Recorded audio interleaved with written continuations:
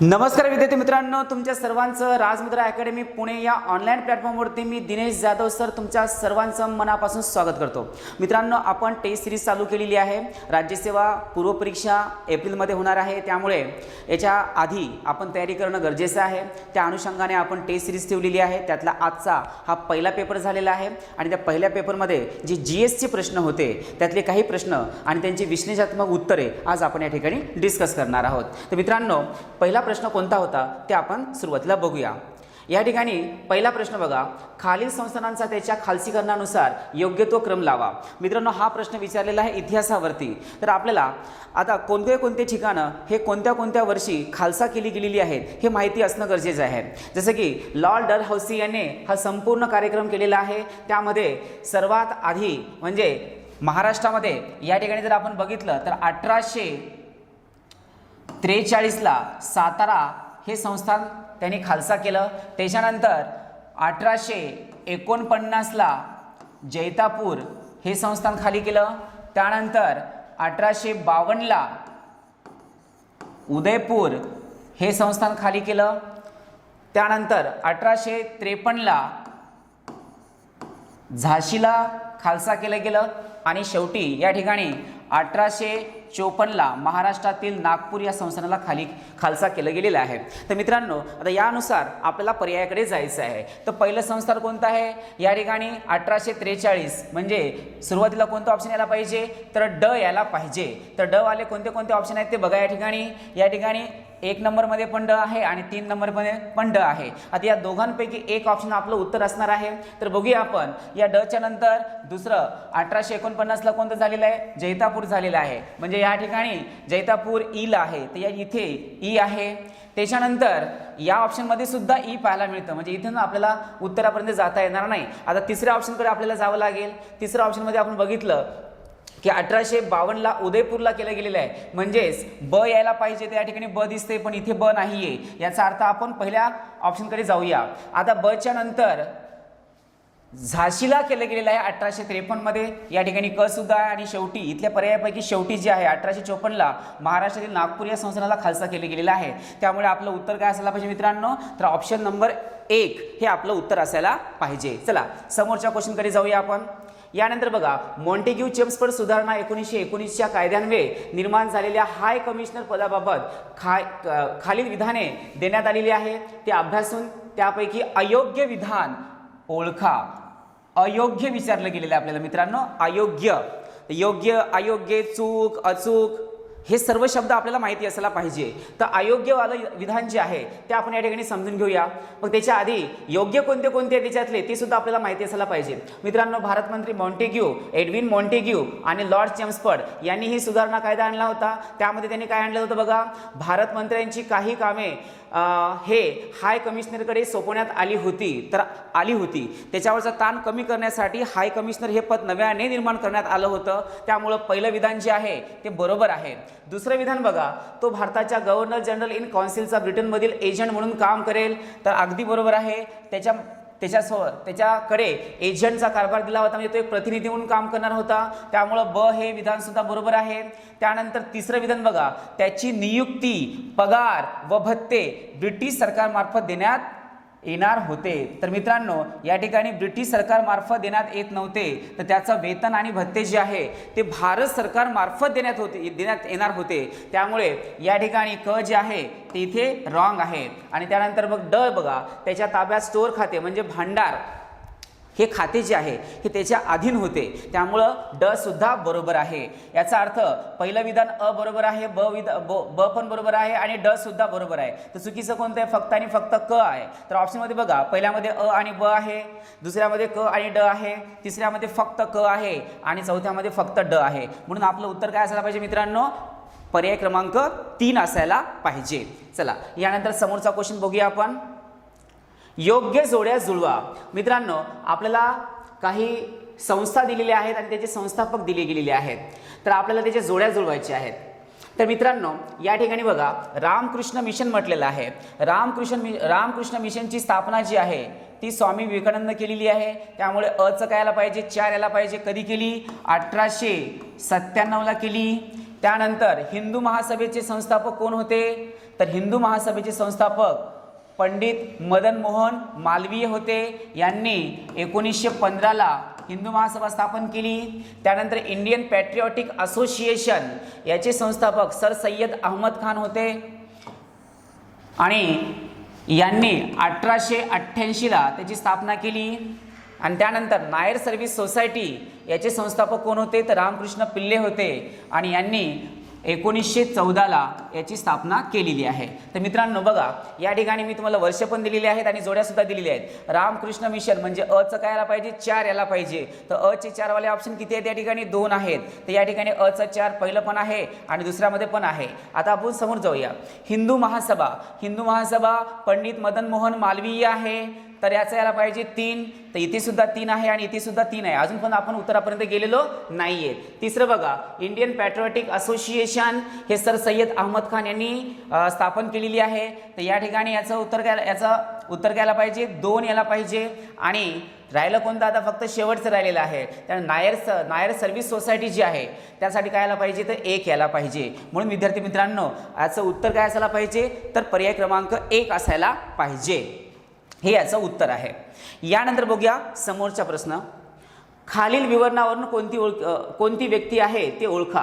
तर मित्रांनो, आपल्याला त्याची काही माहिती दिलेली आहे. त्या माहितीच्या आधारे तो कोणता व्यक्ती आहे, कोणता पर्सन आहे ते आपल्याला ओळखायचं आहे. तर या ठिकाणी बघा, ते संस्कृतचे महान पंडित, तरीही पाश्चात्य विचारांचा स्वीकार केलेला होता. त्यांनी तत्वबोधनी सभेमध्ये सहभाग घेतला होता. ते संस्कृत कॉलेजमध्ये पाश्चात्य विद्येचे अध्यापन करत होते आणि विधवा पुनर्विवाहासाठी प्राचीन धर्मग्रंथ व शास्त्राचा आधार दिला होता. तर मित्रांनो, या ठिकाणी आपल्याला ऑप्शन सरळ बाहेर काढता येतील अशा प्रकारचे ऑप्शन्स आहेत. केशवचंद्र सेन जे आहेत ते या संदर्भामध्ये येणार नाहीत. या सगळ्यांनी जरी संस्कृतचं आणि धर्मशास्त्राचं जरी ज्ञान घेतलं असलं तरी केशवचंद्र सेन हे ब्राह्मण समाजाशी निगडीत होते, त्यामुळे पहिला ऑप्शन या ठिकाणी येणार नाहीये. सुरेंद्रनाथ बॅनर्जी जे होते ते मी सांगितलं जोसेफ मॅझेनीच्या संदर्भात याचं आहे, त्यामुळे बी सुद्धा येणार नाहीये. न्यायमूर्ती रानडे जे होते तर ते एक न्यायमूर्ती म्हणून जस्टिस म्हणून त्यांनी काम केलेलं आहे, त्यामुळे हे सुद्धा या ठिकाणी येणार नाहीये. आणि राहिला कोणता? आता ईश्वरचंद्र विद्यासागर. मित्रांनो, ईश्वरचंद्र विद्यासागर यांचं आडनाव जे होतं ते बंडोपाध्याय होतं, परंतु त्यांनी धर्मशास्त्राची परीक्षा दिल्याने त्याच्यामध्ये त्यांनी चांगलं प्रावीण्य मिळवल्यामुळे त्यांच्या नावासोबत विद्यासागर हा शब्द जोडला गेला आणि म्हणून तेव्हापासून त्यांना ईश्वरचंद्र विद्यासागर असं म्हटलं जातं. तर मित्रांनो, ईश्वरचंद्र विद्यासागर हे संस्कृतचे गाढे अभ्यासक होते आणि तरी सुद्धा त्यांनी पाश्चिमात्य शिक्षणाचा पुरस्कार केला होता. त्यामुळे हे संपूर्ण जे वैशिष्ट्य आहेत किंवा हे जे संपूर्ण माहिती आहे ते कोणत्या व्यक्तीच्या संदर्भात आहे? तर ईश्वरचंद्र विद्यासागर यांच्या संदर्भात आहेत आणि म्हणून याचं उत्तर काय यायला पाहिजे मित्रांनो? तर ऑप्शन नंबर 3 यायला पाहिजे. चला समोर जाऊया. आता आपण इंग्रजी शिक्षित बंगाली पिढीचा परवलीचा शब्द खालीलपैकी कोणता होता असं आपल्याला विचारलं गेलेलं आहे. मित्रांनो, या ठिकाणी आपल्याला 4 शब्द दिलेले आहेत. कोणते कोणते आहेत बघा. पहिला आहे राष्ट्रवाद, दुसरा आहे बुद्धिप्रामाण्यवाद, तिसरा आहे पाश्चात्तीकरण आणि चौथा आहे वरीलपैकी एकही नाही. राष्ट्रवाद, बुद्धिप्रामाण्यवाद आणि पाश्चात्तीकरण. मित्रांनो, यामध्ये बुद्धिप्रामाण्यवाद हा जो शब्द आहे याचा अर्थ काय निघतो? ज्या गोष्टी आपण समजून घेतो आणि त्या समजल्याच्या नंतर त्या वैज्ञानिकदृष्ट्या योग्य आहेत का अयोग्य आहेत याची चाचपणी करतो आणि त्यानुसार त्याच्यावरती विश्वास ठेवून त्यानुसार आपण जेव्हा कृती करतो त्याला बुद्धिप्रामाण्यवाद असं म्हटलं जातं. जे मनाला पटतं त्याच्यावरती विश्वास ठेवून तशा प्रकारची कृती करणे म्हणजे बुद्धिप्रामाण्यवाद होय, हे लक्षात घ्या. आणि महाराष्ट्रामध्ये आगरकर जे होते यांना बुद्धिप्रामाण्यवादी म्हटलं जायचं. त्यामुळे या सर्वांचा परवलीचा शब्द कोणता आहे? तर बुद्धिप्रामाण्यवाद आहे. म्हणून याचं उत्तर काय असायला पाहिजे मित्रांनो? तर ऑप्शन नंबर 2 असायला पाहिजे. चला समोर जाऊया. आता आपण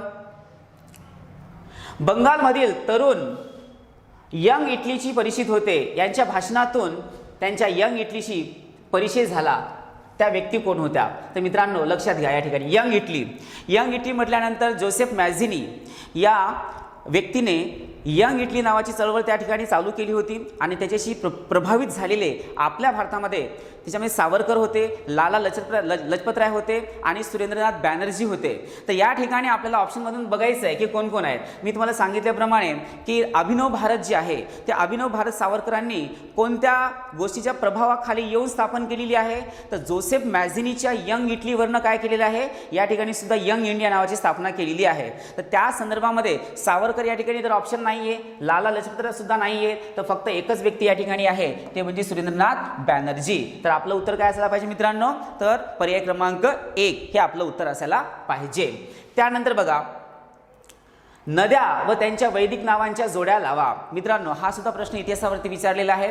वैदिक काळामध्ये ज्या नद्या होत्या त्या नद्यांची नावं आत्ताच्या नद्यासारखी नव्हती, त्यांची नावं काही वेगळ्या प्रकारची होती, पण त्याच नावावरनं आत्ताच्या नावं जी आहेत ती जुळती मुळती आहेत. त्यामुळे या ठिकाणी आपल्याला आता बघायचं आहे की कोणत्या नदीला कोणत्या नावाने ओळखलं जायचं. सरस्वती, आता सरस्वतीवरनं काय नाव पडलं बरं का, या ठिकाणी सरस्वती नाव पडलंय. त्यानंतर पुरुषनी, पुरुषनीवरनं काय पडलं, त्या ठिकाणी रावी, पुरुषनीलाच रावी म्हणतात.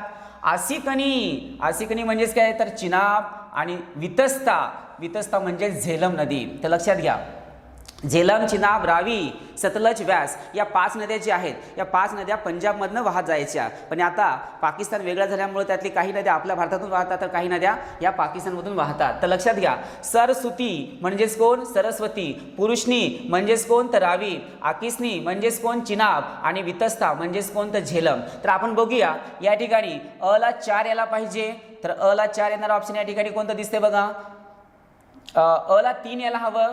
अ ला 3 वाला ऑप्शन बघा, सरस्वती म्हणजेच काय, त्या ठिकाणी सरस्वती आहे. अ चा 3 वाला या ठिकाणी ऑप्शन आहे आणि इथे सुद्धा 3 ऑप्शन आहे, म्हणजे आपल्याला आतून समोर जावं लागेल. त्यानंतर पुरुषनीला 4 नंबर, म्हणजे पुरुषनीला आपण रावी म्हणतो, तर 4 यायला पाहिजे, तर या ठिकाणी 4, म्हणजे इथं 4 नाही दिसत, तर आपण 3 पर्यंत आलो. अजून समोर जाऊया आपण. त्यानंतर आसिकनीला चिनाब म्हटलं जातं, तर 1 नंबर यायला पाहिजे. क ला काय यायला पाहिजे, 1 नंबर. राहिलंच कोण आता, तर या ठिकाणी राहिलेलं आहे फक्त ड, आणि ड चं कायला पाहिजे, झेलम. वितस्थलाच काय म्हटलं जातं, झेलम म्हटलं जातं. म्हणून आपलं उत्तर काय यायला पाहिजे मित्रांनो, तर ऑप्शन नंबर 3 यायला पाहिजे. हे आपलं आन्सर असायला पाहिजे. चला समोर जाऊया आपण. यानंतर बघा, खालील विधाने अभ्यासून योग्य विधान कोणते ते ठरवा. आता आपल्याला योग्य विधान कोणते ते ठरवायचं आहे. मित्रांनो, अयोग्य का योग्य या गोष्टीवरती जास्त लक्ष देणं गरजेचं आहे, कारण आपल्याला अयोग्य विचारल्याने आपण जर उत्तर योग्य दिलं तर आपला आन्सर चुकू शकतं. त्यामुळे आपल्याला काय करायचं आहे, या ठिकाणी अंडरलाईन करायची आहे, योग्य म्हटलेलं आहे. तर योग्यचं आपण या ठिकाणी बघूया. खालील विधाने अभ्यासून कोणते विधाने योग्य आहेत ते ठरवायचे आहेत. नंबर 1 बघा, कालिदास हे गुप्तकालीन साहित्यातील विभूती होते. तर मित्रांनो, कालिदास हे गुप्त काळामध्ये होते आणि त्यांनी काही रचना सुद्धा केलेल्या आहेत, जसं की रघुवंश वगैरे जे आहेत हे कालिदासांनी रचलेले आहे. त्यामुळे पहिलं विधान जे आहे ते अगदी बरोबर आहे. दुसरं विधान बघा, पदार्थ धर्मसंग्रह नावाचा ग्रंथ आचार्य प्रशस्तीपाद यांनी रचलेला आहे. हे सुद्धा गुप्त काळामधलेच रचनाकार होते, हे सुद्धा बरोबर आहे. त्यामुळे ब सुद्धा बरोबर आहे. वत्सभट्टी यांनी रावणवध नावाचा काव्यग्रंथ, तर दंडिनी यांनी काव्यदर्शन नावाचा ग्रंथाची रचना केलेली आहे. हे सुद्धा आपल्याला गुप्त काळामध्ये पाहायला मिळतात. त्यामुळं क सुद्धा राईट आहे. ईश्वर यांनी म्हणजे ईश्वर कृष्ण यांनी संख्या दर्शनावर आधारित संख्या कारिका नावाचा दर्शन ग्रंथाची रचना जी आहे ती त्यांनी केलेली आहे. हे सुद्धा आपल्याला गुप्त काळामध्ये पाहायला मिळतात. म्हणजे अ, ब, क आणि ड हे 4ही जे विधानं आहेत ते गुप्त काळातील रचनाकारांच्या संदर्भात आहेत आणि हे सगळे विधानं अगदी बरोबर आहेत. त्यामुळे याचा उत्तर घ्यायला पाहिजे, तर वरील सर्व विधानं योग्य आहेत. म्हणजेच आपलं उत्तर काय असायला पाहिजे मित्रांनो, तर ऑप्शन नंबर 4 असायला पाहिजे. चला आता समोर जाऊया आपण. खालीलपैकी कोणत्या स्त्रिया ऋग्वेद काळाशी संबंधित आहेत. परत मित्रांनो, आपल्याला ऋग्वेदावरती प्रश्न विचारला गेलेला आहे. तर या ठिकाणी ऋग्वेद काळामध्ये गार्गी, मैत्री, त्यानंतर लोपामुद्रा हे जे नावं आहेत हे नावं आपल्याला ऋग्वेद काळामध्ये महिलांची पाहायला मिळतात. मित्रांनो, ऋग्वेद काळामध्ये जरी पुरुषप्रधान संस्कृती असली तरी काही महिलांनी मात्र जे काही कार्य केलेले आहेत त्या कार्यामुळे त्यांचं नाव इतिहासामध्ये आजही आपल्याला पाहायला मिळतं. तर आता बघूया, विश्वारा हे पहिलं आहे. या सुद्धा महिलेचा ऋग्वेदामध्ये उल्लेख पाहायला मिळतो। त्यानंतर अपालाचा सुद्धा आपल्याला ऋग्वेदामध्ये उल्लेख पाहायला मिळतो। लोपामुद्रा, मैत्री आणि गार्गी हे सुद्धा ऋग्वेद काळामधल्याच महिला आहेत आणि घोषा ही सुद्धा आहे। याचा अर्थ पहिलं पण बरोबर आहे, ब पण बरोबर आहे, क पण बरोबर आहे आणि ड सुद्धा बरोबर आहे। यातील सर्व महिला जी आहेत या ऋग्वेद काळाशी संबंधित आहेत। लोपामुद्रा, गार्गी आणि मैत्री हे सुद्धा लक्षात ठेवायचे आहेत तुम्हाला। गार्गी आणि मैत्री या ऑप्शनमध्ये नाही आहेत तरी सुद्धा ते लक्षात ठेवायचे आहेत, म्हणून याचं उत्तर काय पाहिजे, वरील सर्व। म्हणून आपण आन्सर या ठिकाणी कोणते घेतोय, ऑप्शन नंबर 4 हे आपलं आन्सर असायला पाहिजे। यानंतर बघूया आपण पुढीलपैकी विजोड व्यक्ती ओळखा। पुढीलपैकी विजोड व्यक्ती ओळखा। आता विजोड व्यक्ती कोणती आहे ते बघायचं आहे। पहिल्यामध्ये म्हटलेलं आहे चाणक्य, दुसरा आहे विष्णुगुप्त, तिसरा आहे रामगुप्त, ड आहे कौटिल्य, ई आहे विष्णू शर्मा आणि फ आहे पक्षीण स्वामी। तर मित्रांनो हे जे नावं आहेत हे कौटिल्याची नावं आहेत। तर लक्षात घ्या यापैकी त्याचे कोणते कोणते नावं होते, तर कौटिल्याला चाणक्य असं म्हटलं जायचं। तो चंद्रगुप्त मौर्याच्या काळातील प्रधानमंत्री म्हणून काम करत होता, तर पहिलं बरोबर आहे। त्यालाच आपण विष्णुगुप्त या नावाने सुद्धा ओळखत होतो। त्यानंतर रामगुप्त मात्र त्याचं नाव नव्हतं, कौटिल्य तर त्याचं नाव होतं, आणि त्यानंतर विष्णू शर्मा हे सुद्धा त्याचं नाव नव्हतं, आणि पक्षीण स्वामी हे मात्र त्याचं नाव होतं। तर लक्षात घ्या चाणक्य, विष्णुगुप्त, त्यानंतर कौटिल्य आणि पक्षीण स्वामी हे त्याची नावं असायला पाहिजे। तर या ठिकाणी आपण बघूया की आपल्याला विचारलेलं आहे की विजोड व्यक्ती ओळखा। विजोड म्हणजे क आणि ई, क आणि ई लक्षात घ्यायचे, क आणि ई म्हणजे या ठिकाणी मी क्रॉस केलेला आहे, इथे सुद्धा क्रॉस केलेला आहे। आणि ऑप्शनमध्ये बघा अ आणि ई आहे, त्यानंतर 2 मध्ये बघा फक्त ब, क आणि फ आहे, त्याच्यानंतर बघा फक्त ड आणि ई आहे, आणि चौथ्यामध्ये क आणि ई आहे। तर आपलं उत्तर काय असायला पाहिजे मित्रांनो, क आणि ई असायला पाहिजे, म्हणून आपलं उत्तर असेल ऑप्शन नंबर 4। यानंतर बघूया समोरचा प्रश्न, भारतातील जलसिंचनाबाबत कोणते विधान सत्य आहे किंवा आहेत हे ओळखायचं आपल्याला। या ठिकाणी आपल्याला 2 विधानं दिलेली आहेत। फिरोजशाह तुगलकाने सुदर्शन सरोवर बांधले आहे, हे पहिलं आहे स्टेटमेंट, आणि दुसरं बघा पुण्यगुप्ताने पश्चिम यमुना कालवा बांधला आहे। मित्रांनो लक्षात घ्या सुदर्शन सरोवर जे आहे हे आपल्याला गिरनार प्रदेशामध्ये म्हणजे आत्ताचं जे गुजरात आहे त्या गुजरातमध्ये पाहायला मिळतं। काही काळामध्ये ते पूर्णपणे नाहीसं पण झालं, काही काळामध्ये काही लोकांनी काही वंशांनी त्याची डागडुजी करून त्याला परत निर्माण सुद्धा करण्याचा प्रयत्न केलेला आहे। चंद्रगुप्त मौर्याच्या काळामध्ये या सरोवराची निर्मिती झालेली आहे, त्यामुळे फिरोजशाह तुगलकाचा याच्याशी संबंध येत नाही। पहिलं विधान जे आहे ते रॉंग आहे। आणि दुसऱ्यामध्ये म्हटलेलं आहे की पुण्यगुप्ताने पश्चिम यमुना कालवा बांधला होता। मित्रांनो कालवा बांधण्याची पद्धत अलीकडची आहे, तर तेव्हाच्या घडीला तलाव असतील किंवा सरोवरे असतील ही बांधण्याची त्यांची परंपरा असायची, त्यामुळे ब सुद्धा या ठिकाणी काय तर रॉंग आहे। अ आणि ब हे दोन्ही कसे असायला पाहिजे, तर हे दोन्हीही चुकीचे आहेत। त्यामुळे पहिलं बघा विधान अ, विधान ब, विधान अ आणि ब, विधान एकही नाही। तर आपलं इथे सुद्धा उत्तर काय असायला पाहिजे मित्रांनो, हे दोन्हीही विधानं चुकीचे आहेत, त्यामुळे आपलं उत्तर असायला पाहिजे ऑप्शन नंबर 4। यानंतर समोर जाऊया आपण, औरंगजेब नंतरच्या काळातील सर्वोत्कृष्ट राजपूत राजा अंबर सवाई राजा म्हणजे जयसिंग राजा, त्याने जयपूर हे सुंदर शहर निर्माण केले होते। त्याने 5 ठिकाणी जंतर मंतर बांधले, पुढील किती ठिकाणी त्याने जंतर मंतर बांधले नाहीत। तर मित्रांनो जयसिंगांच्या नावावरूनच जयपूर हे राजस्थानची जी राजधानी आहे जयपूर हे नाव या ठिकाणी पडलेलं आहे, त्यानेच त्या शहराची स्थापना केलेली आहे आणि म्हणून त्याला आपण जयपूर म्हणतो। तर या राजा जयसिंगाने 5 ठिकाणी जंतर मंतर स्थापन केलेले आहेत। त्यामध्ये आपल्याला सर्वांना माहिती आहे की ज्यांना कोणाला आंदोलन करायचं असतं ती नवी दिल्ली या ठिकाणी जंतर मंतरवरती आंदोलन करत असतात आणि सर्व लोकांचं ध्यान जे आहे ते आकर्षित करत असतात, त्यामुळे नवी दिल्ली या ठिकाणी जंतर मंतर आहे। त्याच्यानंतर जयपूर या ठिकाणी सुद्धा जंतर मंतर आहे, त्यानंतर मथुरेला सुद्धा जंतर मंतर आहे, उज्जैनला सुद्धा आहे, आणि बनारस म्हणजे वाराणसीला सुद्धा आहे। तर मित्रांनो उदयपूर आणि इलाहाबाद या 2 ठिकाणी मात्र जंतर मंतर नाहीत, त्यामुळे क आणि ड हे 2 ऑप्शन या ठिकाणी आपल्याला काढावे लागतील। आणि आपल्याला विचारलं यापैकी किती नाहीत, हे कोणत्या ठिकाणी बांधले नाहीत असं विचारलेलं आहे, म्हणून आपलं उत्तर काय आलं पाहिजे, तर ऑप्शन नंबर 2 याला पाहिजे। या 2 ठिकाणी त्यांनी जंतर मंतर बांधलं नाही। यानंतर आपण समोर जाऊया, डॅश डॅश डॅशची स्फूर्ती घेऊन 1893 मध्ये टिळकांनी गणपती सणाचे सार्वजनिक उत्सवात रूपांतर केले। आता टिळकांनी शिवजयंती असेल किंवा गणेश स्थापना असेल किंवा गणपतीची स्थापना करून त्या ठिकाणी जे आपण गणपती 10 दिवसापर्यंत मांडतो ते जी स्फूर्ती आहे, ते स्फूर्ती किंवा तो सण कोणत्या सणावरून त्यांनी स्फूर्ती घेऊन किंवा प्रेरणा घेऊन किंवा अनुकरण करून किंवा त्याच्याकडे बघून त्यांनी स्थापन केलेली आहे. तर मित्रांनो, आपल्याला 4 पर्याय दिलेले आहेत. मुसलमानांच्या ईद या सणावरून त्यांनी सार्वजनिक उत्सवात त्यांचे रूपांतर केलेले आहेत का? नंबर 2, मुसलमानांच्या मोहरम सणावरून, त्यानंतर बंगालच्या दुर्गा पूजेवरून आणि योम किप्पूर सणावरून. तर लक्षात घ्या मित्रांनो, मुसलमानांच्या मोहरम या सणावरून त्यांनी गणपती सणाचे सार्वजनिक उत्सवात रूपांतर केले आहे, हे लक्षात घ्यायचं. शिवजयंती आणि गणेश उत्सव हे दोन्ही त्यांनी सण जे आहेत ते सार्वजनिक सणामध्ये त्याचे रूपांतर केलेले आपल्याला पाहायला मिळतो आणि आजही आपण ते सण साजरे करतोय मित्रांनो. ठीक आहे, तर याचं उत्तर काय असायला पाहिजे? केवळ 2 हे याचं उत्तर असायला पाहिजे. चला समोर जाऊया.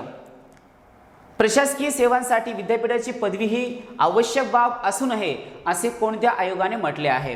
तर मित्रांनो, आपल्याला काही कमिशन्स दिलेली आहेत. त्यामध्ये डॉक्टर राधाकृष्ण आयोग दिलेला आहे, नंबर 2 कोठारी आयोग दिलेला आहे, नंतर दिलेला आहे हंटर आयोग आणि यापैकी नाही असं म्हटलेलं आहे. मित्रांनो, राधाकृष्ण आयोग म्हणजे सर्वपल्ली राधाकृष्णन, ज्यांच्या नावाने आपण शिक्षक दिन म्हणून साजरा करतो ना, तेच या आयोगाचे अध्यक्ष होते, म्हणून त्यांना डॉक्टर राधाकृष्णन आयोग असं म्हटलं जातं. तर यांनी काय म्हटलेलं आहे बघा, यांनी काय म्हटलेलं आहे की प्रशासकीय सेवांसाठी विद्यापीठांची पदवी आवश्यक बाब असू नये.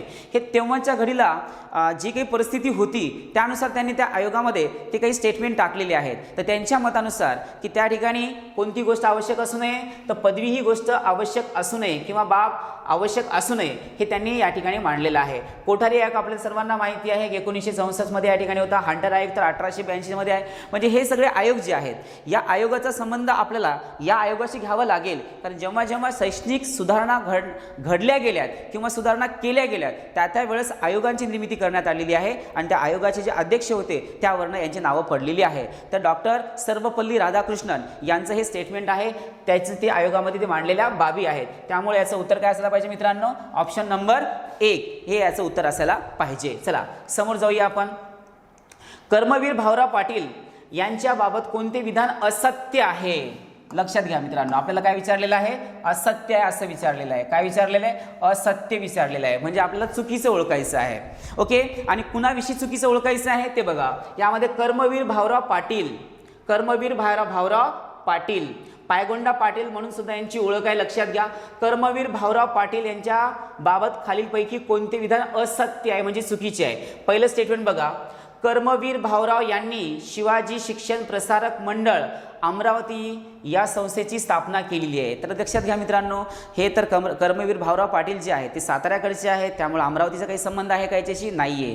मग या ठिकाणी शिवाजी शिक्षण प्रसारक मंडळ कुणी स्थापन केलेलं आहे? तर मित्रांनो, या ठिकाणी पंजाबराव देशमुख यांनी अमरावती या ठिकाणी शिवाजी शिक्षण प्रसारक मंडळ स्थापन केलेलं आहे. त्यामुळे पहिलं विधान चुकीचं आहे. दुसरं बघा. राजर्षी शाहू महाराज यांनी सुरू केलेल्या मिस क्लार्क हॉस्टेलचे उद्घाटन प्रसंगी कर्मवीर भाऊराव पाटील हे उपस्थित होते का? तर अगदी बरोबर, हे उपस्थित होते. त्यानंतर बघा कर्मवीर भाऊराव पाटील यांनी दुधगाव शिक्षण प्रसारक मंडळाची स्थापना सांगली या ठिकाणी केली होती. तर अगदी बरोबर आहे. आणि चौथं जे आहे, कर्मवीर भाऊराव पाटलांनी 4 ऑक्टोबर 1919 रोजी दसऱ्याच्या शुभ मुहूर्तावर रयत शिक्षण संस्थेची स्थापना हिंजवडी पुणे. मित्रांनो, या ठिकाणी हिंजवडी पुणे नाहीये, कार्ले सातारा आहे. काय बरं? कार्ले सातारा आहे. लक्षात घ्यायचं. सातारा, कार्ले सातारा या ठिकाणी दसऱ्याच्या शुभ मुहूर्तावरती रयत शिक्षण संस्थेची स्थापना केली होती. त्यामुळं ड जे विधान आहे ते चुकीचं आहे. मग बरोबर असणारे कोणते आहेत? ब आणि क. तर या ठिकाणी ब आणि क कुठं दिसतंय बघा. ब आणि क, ब क, ब आणि क, ब आणि क. चुकीचे विचारलेत का? हां, चुकीच्याकडे जाऊया आपण. अ आणि ड आहे का? अ आणि ड. तर पहिलेच विचारणार विचार लक्षात घ्या. या ठिकाणी आपण सत्य असत्य इथं कन्फ्यूज होतो बरं का, लक्षात घ्यायचं. सत्य विचारलं का असत्य विचारलं? आता तसंच झालेलं आहे. तर आता या ठिकाणी आपल्याला असत्य विचारलेलं, आपण सत्याकडे बघत होतो आणि ब आणि क जे ऑप्शन आहे ते या ठिकाणी दिसतच नव्हतं, मग इथं कन्फ्यूज होतो आपण. लक्षात घ्या, आपल्याला प्रश्न कसा विचारला आहे त्याच्याकडे बघायचं आहे. आपल्याला विचारले असत्य कोणते आहेत, अ आणि ड. मग या ठिकाणी पहिलेच ऑप्शन आपलं बरोबर असायला पाहिजे, अ आणि ड. म्हणून आपलं उत्तर काय असायला पाहिजे मित्रांनो, पर्याय क्रमांक 1 हे याचं उत्तर असायला पाहिजे. यानंतर आपण समोर जाऊया. विभागीय परिषदांविषयी योग्य विधाने ओळखा. आता या ठिकाणी पहिलं विधान बघा काय, विभागीय परिषद या वैधानिक किंवा कायदेशीर संस्था आहेत. ओके, बरोबर आहे. राज्य पुनर्रचना अधिनियम 1956चा भाग 3 अंतर्गत यांची स्थापना करण्यात आलेली आहे, तर हे सुद्धा अगदी बरोबर आहे. त्यानंतर विभागीय परिषदा या सल्लागारी स्वरूपाच्या संस्था आहेत, तर अगदी बरोबर आहे हे सुद्धा. म्हणजे याचा अर्थ काय, तर हे सल्लागार स्वरूपाचे संस्था आहेत, हे सल्ला देण्याचं काम करत असतात. आणि त्यानंतर देशात 6 विभागीय परिषदा आपल्याला पाहायला मिळतात. तर लक्षात घ्या, भारताच्या वेगवेगळ्या भागामध्ये आपल्याला 6 प्रशासकीय विभागामध्ये त्याचं विभाजन जे आहे ते केलेलं पाहायला मिळतं. जर आपण उत्तरेकडे बघितलं तर आपल्याला नवी दिल्ली या ठिकाणी पाहायला मिळतं. भारताच्या मध्यभागात जर बघितलं तर इलाहाबाद या ठिकाणी पाहायला मिळतं. भारताच्या पश्चिमेमध्ये बघितलं तर मुंबई या ठिकाणी, जर पूर्वेकडे बघितलं तर कलकत्ता या ठिकाणी, दक्षिणेकडे जर बघितलं तर आपल्याला चेन्नई या ठिकाणी ह्या संपूर्ण जे संस्था आहेत ह्या संस्था पाहायला मिळतात. अशा प्रकारे आपल्याला लक्षात ठेवायचं. म्हणजे याचा अर्थ अ, ब, क आणि ड हे सर्व विधाने कशी आहेत बरं, योग्य आहेत. तर याचं हे उत्तर असायला पाहिजे. म्हणून याचं उत्तर काय असायला पाहिजे मित्रांनो, ऑप्शन नंबर 1 हे याचं उत्तर असायला पाहिजे. यानंतर समोर चला. 29 ऑगस्ट 2023 मध्ये या कंपनीला नवरत्न दर्जा प्राप्त झाला आहे. तर मित्रांनो लक्षात घ्या, आपल्याला काही कंपनी दिलेली आहे, त्या कंपनीजला प्रत्येक वर्षी त्याच्या कार्यानुसार एक दर्जा दिलेला असतो आणि त्या दर्जानुसार आपल्याला ते कोणत्या दर्जाची कंपनी आहे हे समजायला लागतं. आणि म्हणून भारत सरकार प्रत्येक वर्षी त्याचा दर्जा ठरवत असतो. तर मित्रांनो या ठिकाणी ऑइल इंडिया असं म्हटलेलं आहे, तर ऑइल इंडिया याला महारत्नाचा दर्जा मिळालेला आहे. 7 ऑगस्ट 2023ला महारत्न मिळालेला याला. आपल्याला विचारले 29 ऑगस्ट, तर या ठिकाणी बघा ऑइल इंडियाला 7 ऑगस्ट 2023ला. त्यानंतर 23 ऑगस्ट 2023ला या ठिकाणी ONGC विदेशला सुद्धा नवरत्नाचा दर्जा झालेला आहे. आणि 29 ऑगस्ट 2023ला RCF म्हणजेच काय, राष्ट्रीय केमिकल अँड फर्टिलायझर्स याला नवरत्नचा दर्जा जो आहे तो प्राप्त झालेला आहे. त्यामुळे आपलं उत्तर काय असायला पाहिजे मित्रांनो, तर आपण डेट लक्षात घ्यायची. आपल्याला 29 ऑगस्ट 2023 असं म्हटलेलं आहे. जरी हे एकाच वर्षी सगळ्यांना जर मिळाले जरी असले तरी या ठिकाणी आपल्याला जी डेट दिलेली आहे त्यानुसार आपलं उत्तर काय असायला पाहिजे, तर ऑप्शन नंबर 2 हे आपलं उत्तर असायला पाहिजे. चला समोर जाऊया आता आपण. यानंतर बघा 2023च्या 74व्या प्रजासत्ताक दिनी प्रमुख पाहुणे अब्दुल फतेह सीसी उपस्थित होते. ते कोणत्या देशाचे राष्ट्राध्यक्ष आहेत असं आपल्याला विचारलेलं आहे. बघा अब्दुल फतेह सीसी हे कोणत्या देशाचे होते, जे 74व्या प्रजासत्ताक दिनी जे आहेत ते उपस्थित होते. तर मित्रांनो ते कोणत्या देशाचे होते, इराणचे होते का, इराकचे होते का, इजिप्तचे होते का, ब्राझीलचे होते, तर याचं उत्तर असायला पाहिजे इजिप्त. मित्रांनो हे इजिप्तचे होते.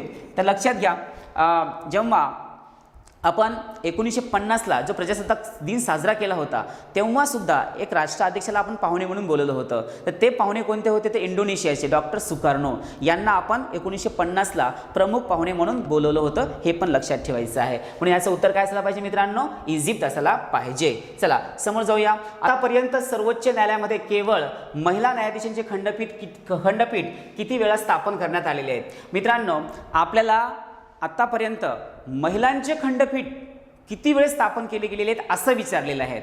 तर आतापर्यंत 2018ला, 2022ला आणि 2023ला या 3 वर्षी महिला खंडपीठ जे आहे ते स्थापन करण्यात आले होते. आणि म्हणून आपलं उत्तर काय असायला पाहिजे, 3 वेळा. पहिल्यामध्ये बघा 1 वेळा, 2 वेळा, तिसऱ्यामध्ये 3 वेळा आणि चौथ्यामध्ये 4 वेळा. त्यामुळे आपलं उत्तर काय असायला पाहिजे मित्रांनो, केवळ आणि केवळ ऑप्शन नंबर 3 असायला पाहिजे. चला समोर जाऊया आता आपण. यानंतर आपल्याला नेक्स्ट क्वेश्चन बघायचं आहे. इस्रोचे अध्यक्ष एस सोमनाथन हे कोणत्या राज्याशी निगडीत आहेत. आता श्रीधर सोमनाथन हे जे आहेत हे कोणत्या राज्याशी निगडीत आहेत असा आपल्याला प्रश्न विचारलेला आहे.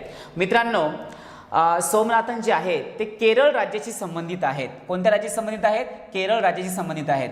हे मल्याळी भाषिक असून हे मल्याळी आत्तापर्यंतचे तिसरे इस्रोचे अध्यक्ष आहेत. याच्या आधी माधवन होते, त्याच्यानंतर राधाकृष्णन होते आणि त्यानंतर हे श्रीधर पन्नीकर सोमनाथ हे इस्रोचे मल्याळममधले तिसरे अध्यक्ष होते. त्यामुळे कोणत्या राज्याशी निगडीत आहेत हे? तर हे केरळ राज्याशी निगडीत आहेत. की कोणत्या राज्याशी निगडीत आहेत? केरळ राज्याशी. म्हणून आपलं उत्तर काय असायला पाहिजे? 4 असायला पाहिजे. चला समोर जाऊया. व्हाईट टॉर्चर हे पुस्तक खालीलपैकी कुणी लिहिले आहेत असा आपल्याला प्रश्न विचारलेला आहे मित्रांनो. हा प्रश्न थोडासा व्यवस्थित लक्षात घ्या. या प्रश्नावरती आपल्याला आयोगामध्ये सुद्धा प्रश्न विचारण्याची शक्यता दाट आहे. त्यामुळे व्यवस्थित समजून घ्यायला. व्हाईट टॉर्चर हे पुस्तक खालीलपैकी कुणी लिहिलेले आहेत?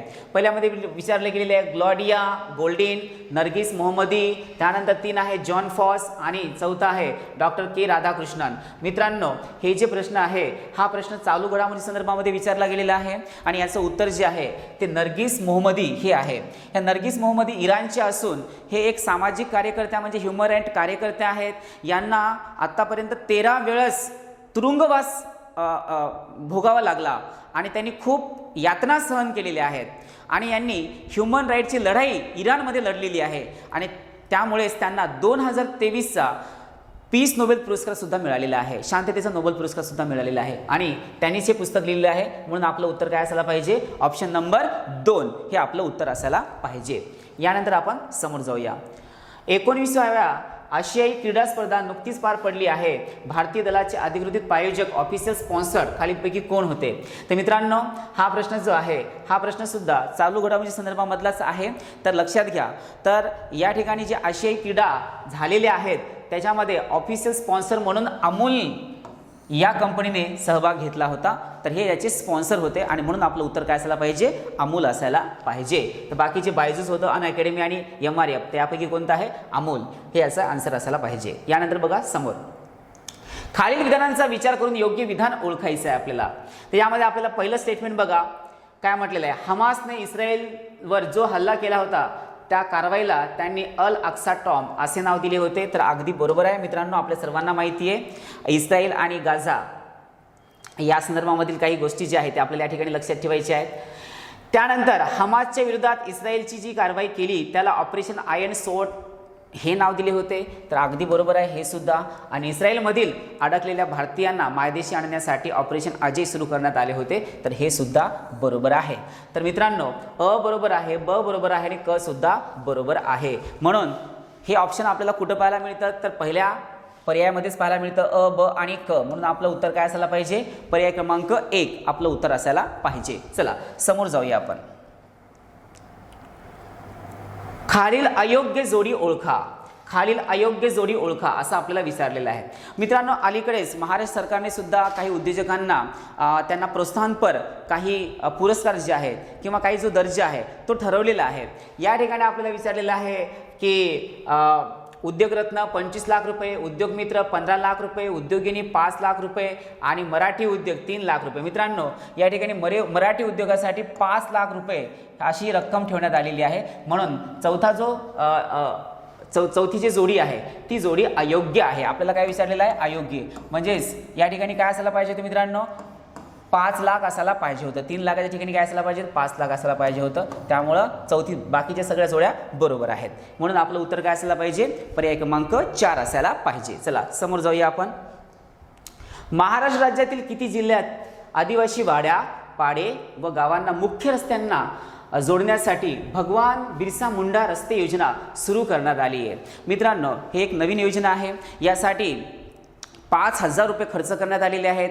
तर ग्रामीण वस्तीमध्ये किंवा जंगली भागामध्ये ज्या आदिम जमाती आहेत, आदिवासी ज्या वस्त्या आहेत किंवा पाडे आहेत त्यांना पक्क्या रस्त्यांनी जोडणे, त्यानंतर त्यांना पिण्याचं पाणी किंवा त्याची टाकीची बांधणी आहे ते करणे, शाळा असतील ह्या ज्या प्रमुख मूलभूत सुविधा आहेत त्या सुविधा त्या ठिकाणी निर्माण करण्याच्या उद्देशाने ही योजना या ठिकाणी तयार करण्यात आलेली आहे. यावरती 17 जे जिल्हे आहेत त्या 17 जिल्ह्यामध्ये 5,000 कोटी रुपये खर्च करण्यात येणार आहेत. म्हणजेच किती जिल्ह्यांचा समावेश आहे यामध्ये?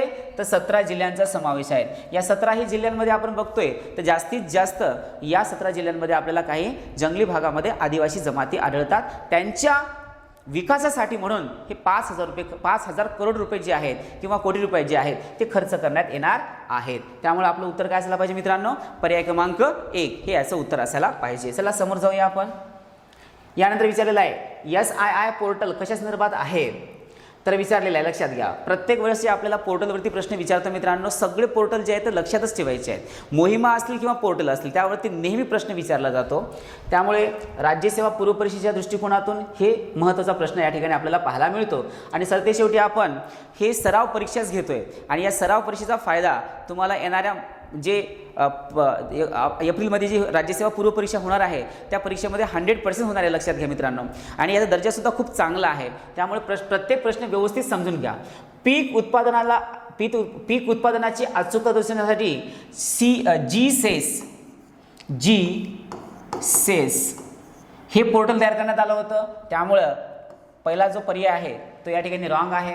त्यानंतर भारतीय उच्च शिक्षण संस्थांबद्दल सर्वसमावेशक माहिती प्रदान करणे, तर यासाठी SII हे पोर्टल सुरू करण्यात आलं होतं. अगदी बरोबर आहे. तिसरं बघा, अनेक बँकांमधील हक्क केलेल्या ठेवींचा शोध घेण्यासाठी उद्गम, कोणतं पोर्टल आहे, उद्गम हे पोर्टल सुरू करण्यात आलेलं आहे. म्हणजे आपल्या क्वेश्चननुसार हे सुद्धा रॉंग आहे. आणि पुराचा अंदाज घेण्यासाठी फूड वॉच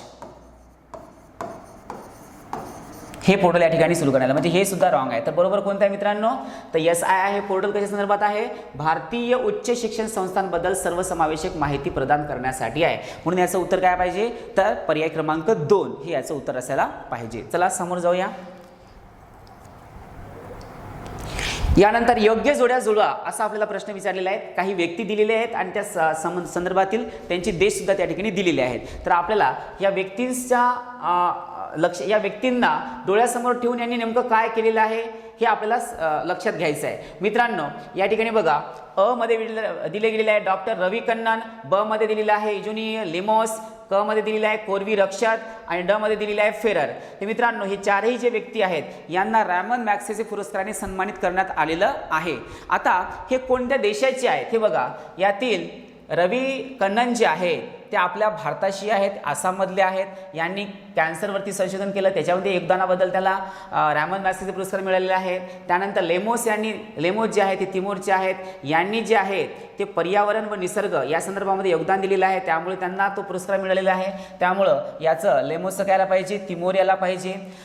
त्यानंतर कोरवी रक्षक जे आहेत ते बांगलादेशाचे आहेत. याने जोडो फाउंडेशन स्थापन केलं आहे वंचित मुलांचा विकास करण्यासाठी. त्यांच्या योगदानाबद्दल त्यांना हा पुरस्कार प्रदान झालेला आहे. आणि फेरर यांनी फिलिपाईन्स यांनी शांतता प्रस्थापित करण्यासाठी जे कार्य केलेलं आहे त्या योगदानाबद्दल त्यांना हे पुरस्कार मिळालेला आहे. तर मित्रांनो लक्षात घ्या, कन्नन काय यायला पाहिजे, तर भारत आसाम, म्हणजेच अचं काय यायला पाहिजे, 1 यायला पाहिजे. तर मित्रांनो बघा, सगळ्या पर्यायामध्ये 1-1 आहे. कारण आपण नावानुसार जर गेलो तर आपल्याला आडनावावरून किंवा नावावरनं कोणत्या देशातला तो व्यक्ती आहे हे कळू लागतं. त्याच्यानुसार हे चारही पर्याय बघा थोडे सारखे दिलेले आहेत.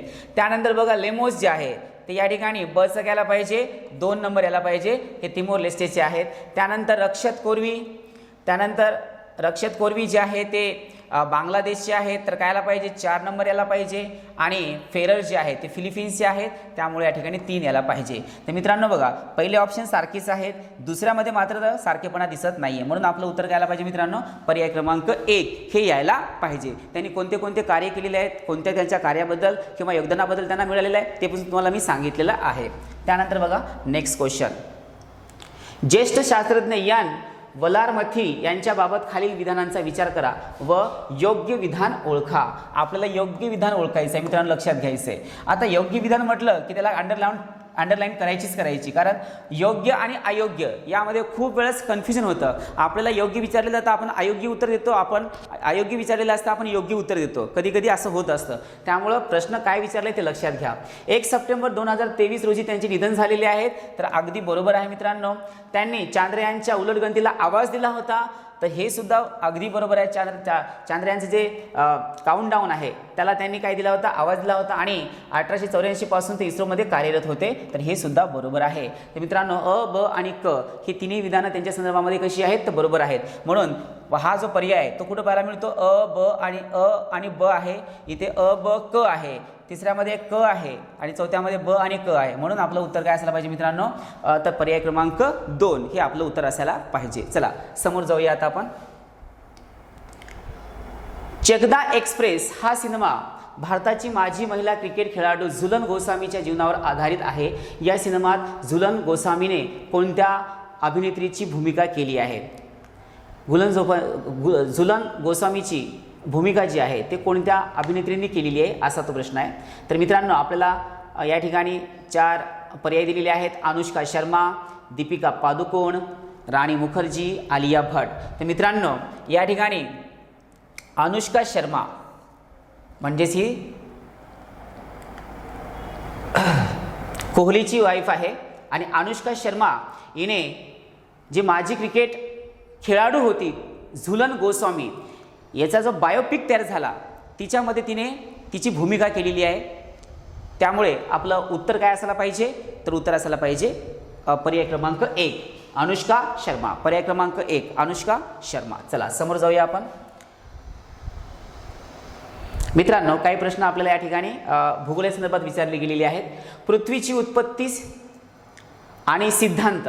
आता पृथ्वीच्या उत्पत्तीविषयी कोणते कोणते सिद्धांत जे आहेत ते या ठिकाणी कुणी त्या परिकल्पना ज्या आहेत त्या सांगितल्या आहेत त्याविषयी आपल्याला विचारलं गेलेलं आहे. तर लक्षात घ्या मित्रांनो यामध्ये Immanuel Kant number 2, Laplace number 3, Chamberlin number 4, James Jeans. आता यांच्या कोणत्या कोणत्या परिकल्पना होत्या त्या आपल्याला या ठिकाणी समजून घ्यायचं आहे. तर मित्रांनो लक्षात घ्या तर याचं ॲम्युअल कांट जे आहे यांनी तेजोनिक परिकल्पना मांडली होती तर हे 3ला यायला पाहिजे. त्यानंतर लाप्लास याने भरती परिकल्पना मांडली होती त्यामुळे याचं बचं 1 यायला पाहिजे. त्यानंतर चेंबरलिन यांनी ग्रहकण परिकल्पना मांडली होती त्यामुळे याचं उत्तर 4 यायला पाहिजे. आणि जेम्स जीन यांनी काय केलेलं आहे तर वायुरूपी परिकल्पना हा सिद्धांत मांडला आहे. तर मित्रांनो या ठिकाणी अचं काय यायला पाहिजे, अचं यायला पाहिजे 3. काय यायला पाहिजे, अचं काय यायला पाहिजे 3. अचं 3 वाला कुठं ऑप्शन दिसतोय, या ठिकाणी दिसतोय. नंबर 2 लाप्लासचं काय यायला पाहिजे 1 यायला पाहिजे तर या ठिकाणी इथं 1 दिसतंय. त्यानंतर चेंबरलिनचं काय यायला पाहिजे 4 यायला पाहिजे. आणि जेम्स जीन याचं काय यायला पाहिजे तर 2 यायला पाहिजे. म्हणून विद्यार्थी मित्रांनो आपलं उत्तर या ठिकाणी कोणतं असायला पाहिजे तर पर्याय क्रमांक 2 यायला पाहिजे. चला समोर जाऊया. पृथ्वीच्या अंतर्गत भागात जसे जसे खोल जावे तसे तसे सरासरी तापमानामध्ये कशी वाढ होत जाते. तर मित्रांनो लक्षात घ्या हा जो प्रश्न आहे हा क्रमिक पुस्तकामधला प्रश्न तुम्हाला पाहायला मिळतोय आणि बऱ्याच विद्यार्थ्यांना क्रमिक पुस्तकं वाचण्याची सवय नसते. तर आपण संपूर्ण क्रमिक पुस्तकं वाचून घेणं गरजेचं आहे. 5व्या वर्गापासून 12वीपर्यंतची सगळी पुस्तकं वाचायला हवी त्याच्यामध्ये तुम्हाला हा प्रश्न पाहायला मिळतो. तर बघा यामध्ये आपल्याला म्हटलेलं आहे की पृथ्वीच्या अंतर्भागात जसजसे खोल जावे तसतसे तापमानामध्ये वाढ होत जाते. तर मित्रांनो प्रत्येक 32 मीटरला लक्षात घ्या प्रत्येक 32 मीटरला 1 डिग्री सेल्सिअसने त्यात वाढ होते. किती होते बरं 1 डिग्री. लक्षात घ्या या ठिकाणी हा पर्याय बघा इकडे प्रत्येक 32 मीटर जर आपण खाली पृथ्वीच्या खोल गेलो तर 1 डिग्री सेल्सिअसने तापमानामध्ये वाढ होते. असंच जर आपण 32 असं 3 वेळेस गेलो म्हणजे जवळपास 100 मीटर जर आपण खाली खोल गेलो तर 3 डिग्री सेल्सिअस मध्ये तापमानात वाढ होताना आपल्याला पाहायला मिळते. हे लक्षात घ्या. म्हणजेच प्रत्येक 32 मीटरला किती डिग्री सेल्सिअसने वाढ होते तर 1 डिग्री सेल्सिअसने वाढ होते. लक्षात घ्यायचं किती होते बरं 1 डिग्री सेल्सिअसने वाढ होते. तर 1 डिग्री सेल्सिअस या ठिकाणी लक्षात घ्या 1 डिग्री सेल्सिअस या ठिकाणी आपल्याला पर्याय पाहायला मिळतो. म्हणून आपलं उत्तर काय असायला पाहिजे मित्रांनो तर पर्याय क्रमांक 1 हे आपलं उत्तर असायला पाहिजे. थोडेसे इंग्लिशमधले आणि मराठीमधले थोडेसे व्यवस्थित समजून घ्या. त्यानंतर बघा, वाऱ्याच्या अपक्षरण कार्यामुळे निर्माण होणारी भूरूपे खालीलपैकी कोणती आहे? अपक्षरण म्हणजेच काय, तर आपल्या भाषेत सांगायचं म्हणजे त्याची झीज होत असते. तर झीज होणारे कोणते कोणते त्या ठिकाणी ऑप्शन आहेत किंवा भूरूपे आहेत ते आपल्याला बघायची आहेत. तर बघा, वाऱ्यामुळे वातगर्त निर्माण होते का, तर होतो. त्यानंतर बघा, वातगृष्ट व त्रणिक, वात म्हणजेच काय, वारा, वाऱ्यामुळे ते गोष्ट होणारच आहे, त्याचं भूरूप तयार होणारच आहे. वातगृष्ट व त्रणिक खडक निर्माण होतो का, तर होतो. त्यानंतर बघा, क पार्श्व हिमोद, हिमोद म्हणजेच काय, हिम, हिम म्हणजेच बर्फ आहे. तर बर्फामुळे या ठिकाणी कुठलं भूरूप तयार होत नाहीये, लक्षात घ्या, कारण हे पिघळत असतं, तापमानावरनं ते संपूर्ण डिपेंड करत असतं, त्यामुळं क येणार नाहीये. जाळीदार खडक निर्माण होतात का, होतात. सतत वारा येऊन येऊन येऊन येऊन घर्षण होऊन काय होऊ शकतं, होऊ शकतात. तटाकृती मित्रांनो, तटाकृती म्हटलं की तट आला, तट म्हणजे काय, किनारा आला, मग हे समुद्राच्या किनारी पाहायला मिळतं, त्यामुळे साहजिकच आहे ई या ठिकाणी येणार नाही. भूछत्र खडक निर्माण होतात का, तर होतात. छत्रीसारखा तो भाग जो आहे तो त्या ठिकाणी तयार होतो, सतत हवेला ते घर्षण करून करून त्या ठिकाणी ते भूरूप तयार होत असतं, हे पण बरोबर आहे. जिवझेन हे सुद्धा बरोबर आहे. यारदांग हे सुद्धा बरोबर आहे. द्वीपगिरी हे पण आहे. आणि मेसा व स्कंदगिरी. मित्रांनो, हे भूगोलातल्या कन्सेप्ट आहेत, हे आपण भूगोलामध्ये चित्रासहित या सगळ्या गोष्टी आपण बघणार आहोत. त्यामुळे आता सध्याच्या घडीला आपण काय बघतोय की या ठिकाणी कोणते कोणते भूरूप यामध्ये येणार नाही आहेत. तर बघा, यातले दोन येणार नाही आहेत, क आणि ई. काय येणार नाहीत, क आणि ई येणार नाहीत. तर बघा, आता क आणि ई जर आपण बघितलं तर कुठे नाही आहे, तर पर्याय क्रमांकामध्ये अ ई उ ए ए आहे. दुसऱ्यामध्ये बघा क ई ए ए आहे. तिसऱ्यामध्ये बघा अ ब ड ई उ उ ए ए आहे. चौथ्यामध्ये अ ड ई उ ए आहे. तर मित्रांनो, म्हणून आपलं उत्तर काय आलं पाहिजे, पर्याय क्रमांक 3 हे याचं उत्तर असायला पाहिजे. चला समोर जाऊया आता आपण. भारतातील पुराच्या समस्या निर्माण होण्याच्या खालीलपैकी कोणती कारणे योग्य आहेत असं आपल्याला विचारलेलं आहे. योग्य विचारलेलं आहे मित्रांनो, लक्षात घ्यायचं. काय विचारलेलं आहे, कोणती कारणे जी आहेत ती योग्य आहेत. बघा, पहिलं म्हटलेलं आहे अतिवृष्टी. अतिवृष्टी म्हटल्यानंतर काय की अतिशय जास्त प्रमाणात त्या ठिकाणी पाऊस होतो. अतिवृष्टी अगदी बरोबर आहे. पुराच्या समस्या निर्माण होण्यासाठी खालील कारण कोण आहे, अतिवृष्टीचं कारण असेल. त्यानंतर शुष्क व अर्धशुष्क प्रदेशात अचानक अतिवृष्टी होते, तर हे सुद्धा बरोबर आहे, अगदी बरोबर आहे. नदी पात्राची नागमोडी वळणे होत असतात. पाऊस जास्त पडल्यामुळे पूर जास्त येतो आणि नदीचे जे पात्र आहेत ते पात्र कुणीकडे जाऊ शकतात, उत्तरेच्या दिशेने जात असतात. हे सुद्धा त्या ठिकाणी आपल्याला समस्या आहे. त्या नद्यांच्या उगम क्षेत्रातील वृक्षतोड हे सुद्धा एक मोठी समस्याच आहे. वृक्षतोड केल्यामुळे काय होतंय की सर्वात जास्त पाण्याचा प्रवाह जो आहे तो वाहत जातोय, हे सुद्धा बरोबर आहे. नदीच्या दरी उतारावरील शेती, कारण नदींच्या दरी उतारामध्ये सुद्धा एक समस्याच आहे मित्रांनो, लक्षात घ्यायचं आहे, कारण त्या ठिकाणी शेती करता कामा नये, तरी सुद्धा ही समस्या आहे. वाढते नागरीकरण, नागरीकरण होत असल्यामुळे शहरं वाढत चाललेली आहे, शहरं वाढत असल्यामुळे जंगलतोड होत चाललेली आहे, त्यामुळे ही सुद्धा बरोबर आहे. त्यानंतर नदी प्रवाहावरील धरणे फुटणे हा तर मोठा प्रश्न आहे, आणि सुनामीच्या लाटा येणे. मित्रांनो, हे सर्वच्या सर्वच जे विधान आहेत ते विधानं समस्या निर्माण होण्यासाठी कारणीभूत आहेत. त्यामुळे आपलं उत्तर करायला पाहिजे वरील सर्व योग्य, वरील सर्व योग्य, म्हणून आपलं उत्तर यायला पाहिजे पर्याय क्रमांक 3. पर्याय क्रमांक 3 हे आपलं उत्तर असायला पाहिजे. चला समोर जाऊया. खालीलपैकी कोणता गुणधर्म उष्ण व दमट विषुवृत्तीय हवामानात आढळत नाही? मित्रांनो, हे संपूर्ण प्रश्न भूगोलाच्या संदर्भातले आहेत, तर लक्षात घ्या. भूगोल शिकत असताना आपल्याला बेसिक कन्सेप्ट समजून घेणं गरजेचं आहे. हवामानाच्या संदर्भामध्ये सुद्धा काही गोष्टी महत्त्वाच्या आहेत. त्या महत्त्वाच्या गोष्टी आपण जर व्यवस्थित समजून घेतल्या तर यावरचा कुठलाही प्रश्न आपला चुकणार नाही. तर बघा, या ठिकाणी म्हटलेलं आहे उष्ण व दमट असा शब्द विचारलेला आहे. काय म्हटलेलं आहे, उष्ण व दमट. मग आता उष्ण व दमट म्हटल्यानंतर त्या ठिकाणी समुद्राचं सानिध्य येईल का नाही बरं, तर या ठिकाणी येऊ शकतं. त्यामुळे या ठिकाणी हिवाळा नसतो. समुद्र सानिध्य जर असेल, जसं की मुंबईला लोक स्वेटर घालत नसतात, कारण त्या ठिकाणी दमट हवामान आहे, त्याच्यामुळे थंडी त्या ठिकाणी वाटत नाही किंवा थंडी लागत नाही. नेहमी गरमी त्या ठिकाणी फील होत जाते, त्यामुळे त्या ठिकाणी हिवाळा नसतो. अगदी बरोबर आहे. त्यानंतर दुपारी पाऊस पडतो, कधी पण पाऊस पडतो. दमट हवामान असल्यामुळे हवेमध्ये नम असल्यामुळे पाऊस कधी पण पडू शकतो, तर हे सुद्धा बरोबर आहे. त्यानंतर वर्षभर सारखेच तापमान असते, तर बघा लक्षात घ्या. तर समुद्रकिनारीचा भाग असेल किंवा विषुववृत्तावरचा जो भाग असेल तर या भागामध्ये सुद्धा पाऊस पडत असल्यामुळे हवामान जे आहे ते दमटच पाहायला मिळत असतं आपल्याला. त्याच्यामुळे हे सुद्धा अगदी बरोबर आहे, वर्षभर सारखेच तापमान असू शकते. आणि प्रतिरोध पर्जन्य, तर मित्रांनो हे मात्र पर्याय या ठिकाणी चुकीचा आहे. प्रतिरोध पर्जन्य किंवा पाऊस पडण्यासाठी त्याला उंचवट्याचा डोंगर माथ्याचा भाग असणं गरजेचं आहे. त्यामुळं याचं उत्तर काय असायला पाहिजे? आपल्याला विचारलेलं आहे कोणता हवामान आढळत नाही असं विचारलेलं आहे. उष्ण व दमट विषुववृत्तीय हवामानात कोणतं आढळत नाही? तर लक्षात घ्या, हा प्रतिरोध पर्जन्य आपल्याला आढळत नाही. म्हणून आपलं उत्तर काय असायला पाहिजे मित्रांनो? पर्याय क्रमांक 4 असायला पाहिजे. यानंतर समोर जाऊया आता. खालीलपैकी कोणते घटक दैनिक व ऋतुपरत्वे सौर ऊर्जेची तीव्रता व प्रमाण ठरवितात? बघा आता कोणतं म्हटलेलं आहे. आता ऋतू असतील किंवा त्याचं प्रमाण असेल, सौर ऊर्जेची तीव्रता किंवा त्याचं प्रमाण असेल. पृथ्वीच्या आसाचा कललेलापणा, मित्रांनो पृथ्वी ही 23.5 डिग्री झुकलेली असताना ते उत्तरायण आणि दक्षिणायन करते, त्याच्यामुळे ऋतूंची निर्मिती होत असते. त्यामुळे पहिलं पर्याय जे आहे ते अगदी बरोबर आहे. दिवस व रात्र, दिवसामध्ये उष्णता अधिक असते तर रात्रीला उष्णता कमी होते, हे सुद्धा त्या ठिकाणी महत्त्वाचा घटक आहे, त्यामुळे हे सुद्धा बरोबर आहे.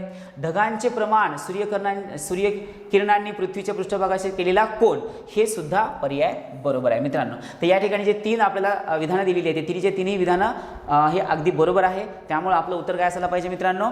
वरील सर्व, म्हणजेच ऑप्शन नंबर 4 हे आपलं उत्तर असायला पाहिजे. चला समोर जाऊया आता आपण. विषुववृत्तापासून ध्रुवाकडे वाहणाऱ्या ग्रहीय वाऱ्यांचा योग्य क्रम लावा असं आपल्याला विचारलेलं आहे.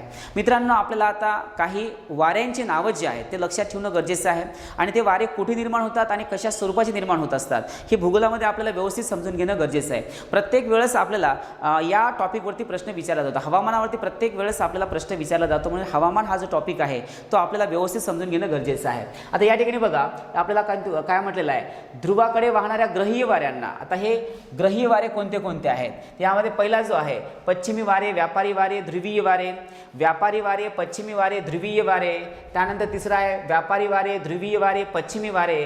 आणि आपल्याला चौथा पर्याय दिलेला आहे ध्रुवीय वारे, पश्चिमी वारे आणि व्यापारी वारे. तर मित्रांनो याचा जो क्रम आहे ना तो क्रम कोणता बरोबर आहे? व्यापारी वारे, पश्चिमी वारे आणि ध्रुवीय वारे. तर मित्रांनो लक्षात घ्या, तर हे जे वारे असतात हे वारे उच्च दाबाकडून कमी दाबाच्या पट्ट्याकडे हे निघत असतात आणि त्यामुळं यांची जी निर्मिती होत असते ते वेगवेगळ्या ऋतूंमध्ये निर्मिती होत असते. आता पहिला जो पर्याय व्यापारी वारे, या व्यापारी वाऱ्यांनाच आपण पूर्वीय वारे या नावाने सुद्धा ओळखतो. लक्षात घ्यायचं, कोणत्या नावाने ओळखतो? पूर्वीय वारे. आता हे वारे उच्च दाबाकडून कमी दाबाकडे आकर्षिली जात असतात आणि हे नेमके निर्माण होतं तरी कुठे? तर पृथ्वीचे जे 2 गोलार्ध आहेत, उत्तर गोलार्ध आणि दक्षिण गोलार्ध.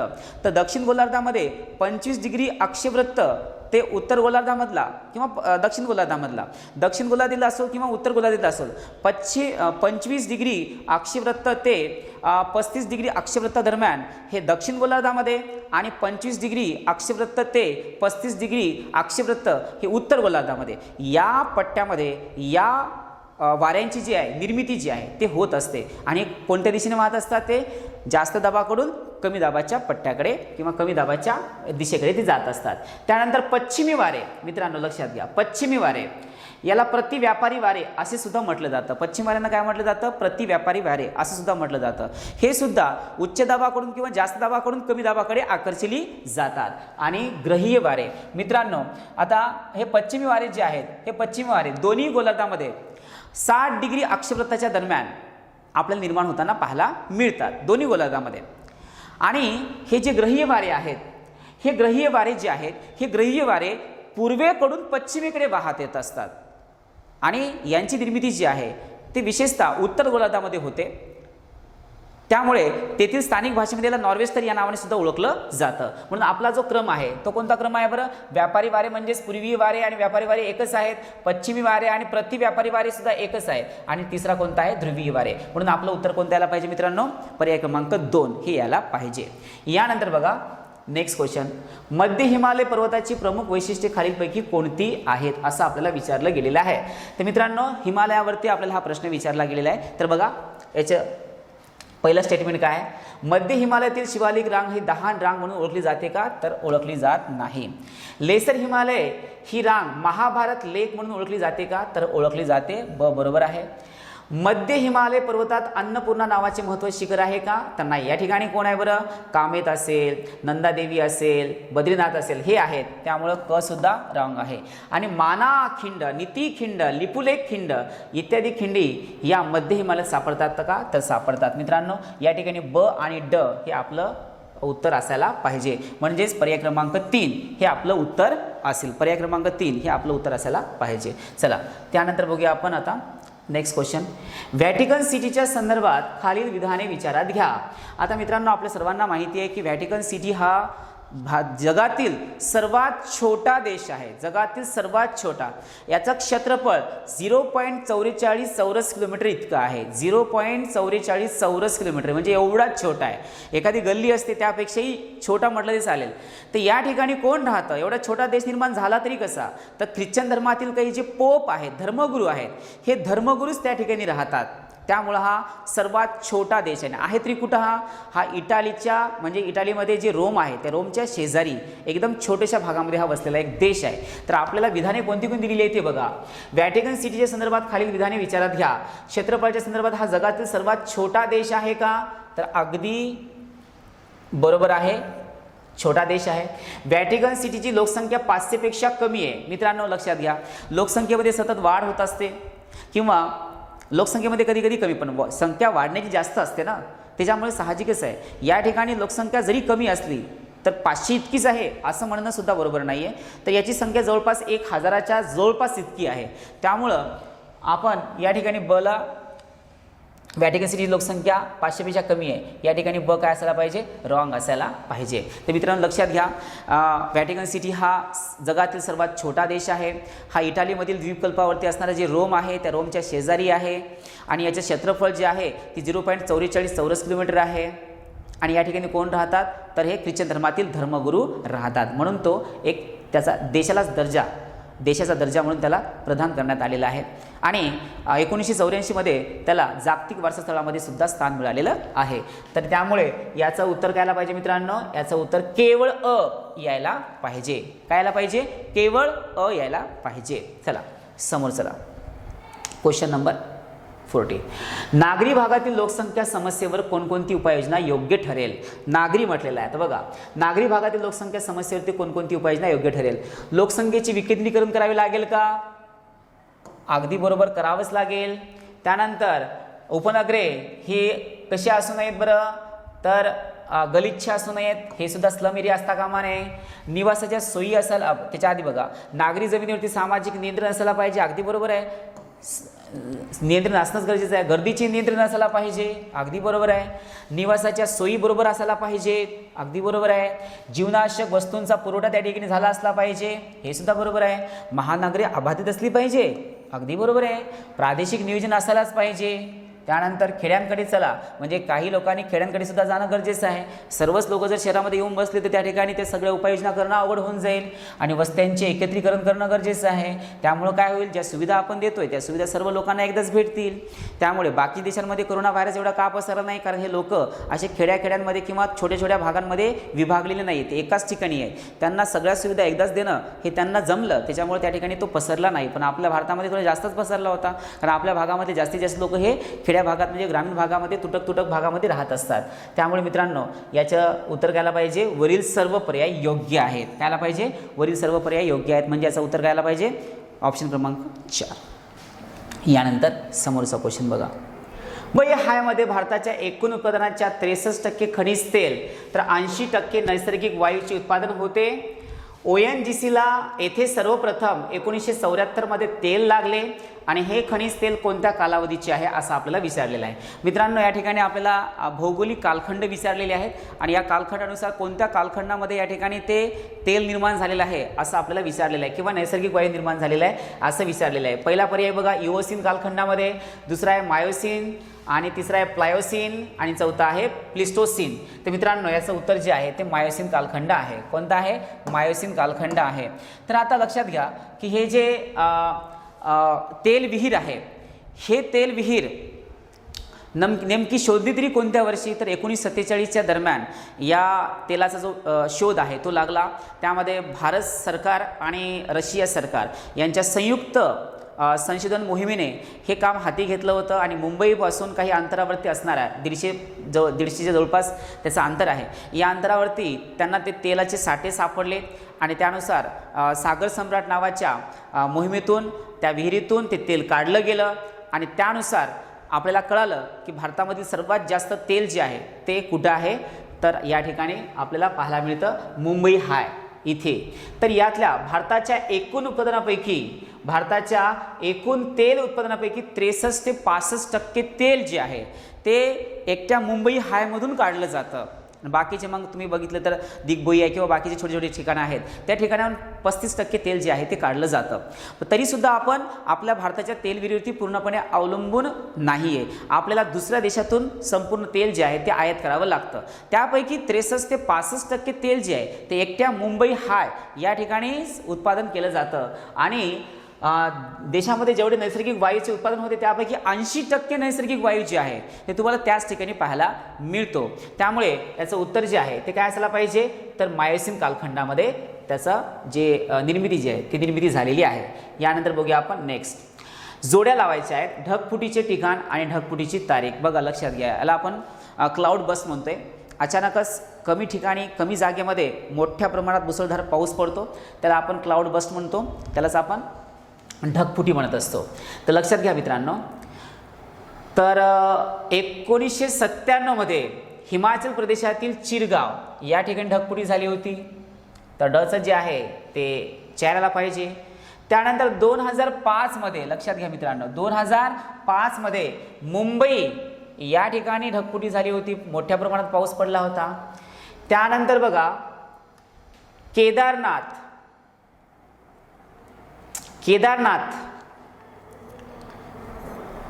या ठिकाणी 2023ला झाली होती आणि लेह लडाख या ठिकाणी 2010ला झाली होती. बघूया आता आपण या ठिकाणी पर्याय निघतो का असा. बघा आता पर्यायाकडे बघूया, एखादा पर्याय इकडे तिकडे झाला तर आपण त्याला परत बघूया. तर बघा चिरगाव हिमाचल प्रदेश म्हणजे डचं 2 याला पाहिजे, डचं 2 या ठिकाणी आहे आणि इथे सुद्धा आहे. आपण आता उलट दिशेने जातोय. त्यानंतर मुंबई 2005 म्हटलेलं आहे, 2004-5, तर कचं 4 याला हवं. कचं या ठिकाणी पण 4 आहे, इथे पण 4 आहे. आता उलट जातोय आपण. त्यानंतर केदारनाथ जे आहे ते 2003 म्हटलेलं आहे, 13 म्हटलेलं आहे आपण. तर बचं जे आहे ते 3 यायला पाहिजे, तर इथं पण बरोबर आहे. आता उरलाच कोणता पर्याय मित्रांनो, तर उरलेला आहे फक्त एकच, ते म्हणजे लेह आणि लडाख. तर इथे बचं काय यायला पाहिजे, अचं काय यायला पाहिजे. बघा एकदा परत बघा, बचं आपण काय घेतलेलं आहे, बचं 1 काय यायला पाहिजे, बचं 1 यायला पाहिजे. झालं. म्हणून आपलं उत्तर कोणतं यायला पाहिजे मित्रांनो, पर्याय क्रमांक 2 यायला हवं. पर्याय क्रमांक 2 यायला हवं. चला समोर जाऊया आता आपण.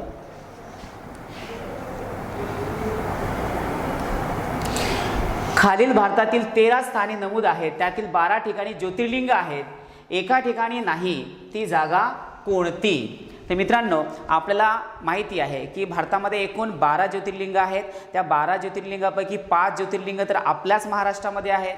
तर हे ज्योतिर्लिंग नेमके कोणत्या कोणत्या ठिकाणी आहेत तर बघा, आपण आता उत्तरेकडून दक्षिणेकडे जाऊया म्हणजे आपल्याला संपूर्ण ज्योतिर्लिंग लक्षात ठेवता येतील.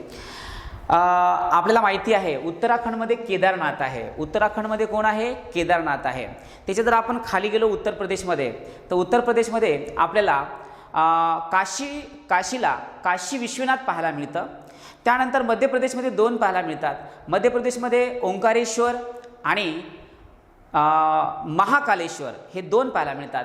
त्याच्यानंतर गुजरातमध्ये जर आपण गेलो तर आपल्याला सोमनाथ पाहायला मिळतं. त्याच्यानंतर जर आपण आंध्र प्रदेशमध्ये जर गेलो तर मल्लिकार्जुन पाहायला मिळतं आणि खाली तमिळनाडूमध्ये जर आपण गेलो तर आपल्याला रामेश्वर पाहायला मिळतं. तर आता महाराष्ट्रातले कोणते कोणते आहेत ते बघा. महाराष्ट्रामध्ये सुद्धा उत्तरेकडून आपण दक्षिणेकडे म्हणजे हिंगोलीकडे जायचं आहे. त्यामध्ये नाशिकमध्ये त्र्यंबकेश्वर आहे. त्यानंतर पुण्यामध्ये भीमाशंकर आहे. त्यानंतर छत्रपती संभाजीनगर म्हणजे औरंगाबादमध्ये घृष्णेश्वर आहे. बीडमध्ये परळी वैजनाथ आहे आणि हिंगोलीमध्ये औंढा नागनाथ आहे. तर एवढ्याच पर्यायापैकी आपल्याला हे पर्याय निवडायचे आहेत. तर यामध्ये कोणता मॅच होत नाही ते बघायचं आपल्याला. बघा, सोमनाथ गुजरात बरोबर आहे. त्यानंतर मल्लिकार्जुन आंध्र प्रदेश बरोबर आहे. महाकालेश्वर बरोबर आहे. ओंकारेश्वर मध्य प्रदेश हे सुद्धा बरोबर आहे. केदारनाथ उत्तराखंड बरोबर आहे. अमरनाथ जम्मू काश्मीर हे मात्र बरोबर नाही आहे, चुकीचं आहे. काशी विश्वनाथ वाराणसी हे सुद्धा बरोबर आहे. रामेश्वर मी सांगितले तुम्हाला तमिळनाडू हे सुद्धा बरोबर आहे. महाराष्ट्रामधले जर आपण बघितलं तर नाशिक त्र्यंबकेश्वर बरोबर आहे. त्यानंतर परळी वैजनाथ जे आहे ते बीड महाराष्ट्र अगदी बरोबर आहे. औंढा नागनाथ हिंगोली महाराष्ट्र बरोबर आहे. घृष्णेश्वर एलोरा महाराष्ट्र म्हणजेच छत्रपती संभाजीनगर किंवा औरंगाबाद हे सुद्धा बरोबरच आहे. आणि पुण्यामधील भीमाशंकर महाराष्ट्र हे सुद्धा बरोबर आहे. तर मित्रांनो, आपल्याला खाली 4 पर्याय दिलेले आहेत, त्यापैकी कोणता नाही असं विचारलेलं आहे. मल्लिकार्जुन आहे का, तर आहे. रामेश्वर आहे का, तर आहे. विश्वेश्वर आहे का, तर आहे. मग नाही कोण, अमरनाथ नाही. हे अमरनाथ, केदारनाथ, बद्रीनाथ हे सारखे सारखे वाटू लागतात, तिथं कन्फ्युजन होऊ शकतं. तर लक्षात घ्या मित्रांनो, केदारनाथ आहे परंतु अमरनाथ त्याच्यामध्ये येत नाही. तर 12 ज्योतिर्लिंगापैकी किती ज्योतिर्लिंग आपल्या महाराष्ट्रामध्ये आहेत, तर 5 आहेत. परत एकदा सांगतोय, नाशिकमधील त्र्यंबकेश्वर, पुण्यामधील भीमाशंकर, छत्रपती संभाजीनगर म्हणजेच औरंगाबादमधील घृष्णेश्वर, बीडमधील परळी वैजनाथ आणि हिंगोलीमधील औंढा नागनाथ हे 5 ज्योतिर्लिंग जे आहेत, हे 5 ज्योतिर्लिंग जे आहेत आपल्या महाराष्ट्रामध्ये पाहायला मिळतात. आणि या मंदिराची रचना जी आहे ती हेमडपंथी आपल्याला शैलीमध्ये पाहायला मिळते. यानंतर बघूया आता आपण, म्हणजे याचं उत्तर काय यायला पाहिजे मित्रांनो, पर्याय क्रमांक 2 यायला पाहिजे. समोरचा प्रश्न बघूया आपण. भारतामध्ये जलविद्युत ऊर्जा विकासाची सुरुवात डॅश डॅश डॅश जवळ या ठिकाणी एक लघु विद्युत प्रकल्पाची उभारणी करण्यात आली होती असं आपल्याला विचारलेलं आहे. कोणत्याची या ठिकाणी उभारणी करण्यात आली होती ते बघायचे. सुरुवातीला कोण होते बघा, दार्जिलिंग 1887, रावतबाटा 1896, काकरापारा 1809 आणि नरोरा उत्तर प्रदेश 1939. मित्रांनो, याचं उत्तर यायला पाहिजे दार्जिलिंग 1887. चला, म्हणून याचं उत्तर घ्यायला पाहिजे पर्याय क्रमांक 1 यायला पाहिजे. यानंतर समोरचा क्वेश्चन बघूया आपण. योग्य जोड्या जुळवायच्या आहेत. एकीकडे आपल्याला खडक दिलेले आहे, दुसरीकडे त्यांचा आढळ जे म्हणजे कोणत्या जिल्ह्यात आढळतात ते आपल्याला विचारले गेलेले आहे. गोंडवाना श्रेणीचे खडक कुठे आढळतात, तर आपल्याला अंशतः गोंडवाना श्रेणीचे खडक अंशतः आपल्याला यवतमाळ व गडचिरोली जिल्ह्यामध्ये आढळतात, त्यामुळे अचा 1 यायला पाहिजे. त्यानंतर धारवाड श्रेणीचे खडक कुठे आढळतात, तर धारवाड श्रेणीचे खडक जे आहेत ते आपल्याला काही प्रमाणात किंवा अंशतः जे आहेत ते भंडारा आणि गोंदियामध्ये आढळतात.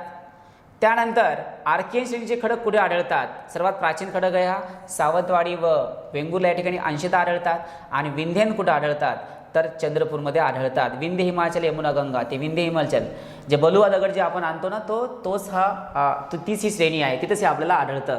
त्याचा रंग लाल असतो, लाल रंगाचे, जसं की आपल्याला लाल किल्ला जो आहे तो विंध्यन खडकापासूनच तयार केलेला गेलेला आहे. म्हणजे ते मुळातच लाल असल्यामुळे तो शोभेवंत असतो.